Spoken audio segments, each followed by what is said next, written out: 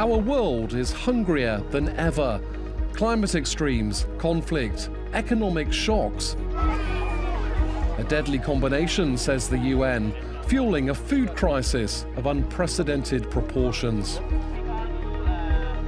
We're in Ethiopia to see how nutritional assistance from Japan is helping the most vulnerable. This is really life-saving support.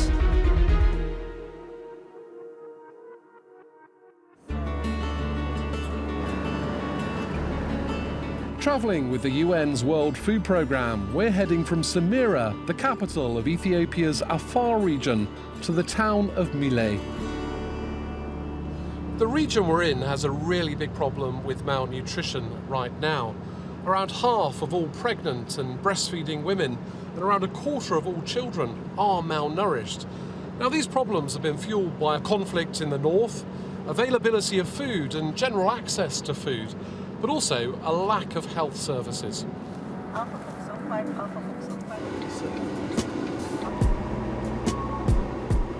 Just outside Mile, a fortnightly health clinic is packed with children and pregnant and breastfeeding women. Here they get diet education. They're also screened and treated for moderate acute malnutrition. Asia Ali, who's 35, is here with her young sons, 2-year-old Omar and Ali, who's 4. I'm seeing both children are malnourished at different levels. For example, this child's upper arm is below 12.5 centimetres, and this indicates he's malnourished. Therefore, he should take a food supplement. But Asia says Ali is making progress. My child was malnourished. After taking medicines and the food supplement, he's relatively better, moderately malnourished. The treatment for children like Omar and Ali is a highly nutritious paste ready to eat from a sachet. For malnourished mothers, a cereal supplement fortified with vitamins and minerals is given. Japan helps fund the treatments provided by the World Food Programme, and the health of all recipients is kept in check. We follow through until the time that they recover so that they don't get into the category of severely malnourished. This region has recorded many deaths from malnutrition, unfortunately. So this is really life-saving support. From Mile, we're off to meet the semi-nomadic community of Dealuna Graro. Our journey takes us across vast, barren landscapes, scorched in the searing heat. Here, climate extremes like drought and flooding drive malnutrition. For those living here, a mobile clinic is their lifeline. We come here to get medications and nutritional support, and also to check our malnutrition status.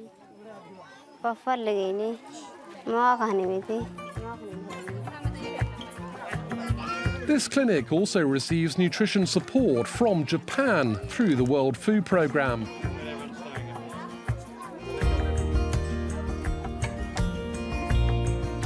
To fight malnutrition, basic food items like wheat, pulses and oil are also distributed to communities in Ethiopia. Japan has been funding general food assistance both for the northern Ethiopia as well as the Somali region, which is also a neighboring region affected by the drought situation. Japan supports World Food Programme projects across Africa and globally.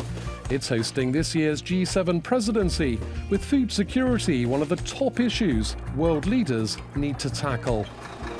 345 million people are suffering from the acute food insecurity. Therefore, we count on Japan's leadership as the G7 president to mobilize international support to stave off catastrophic hunger.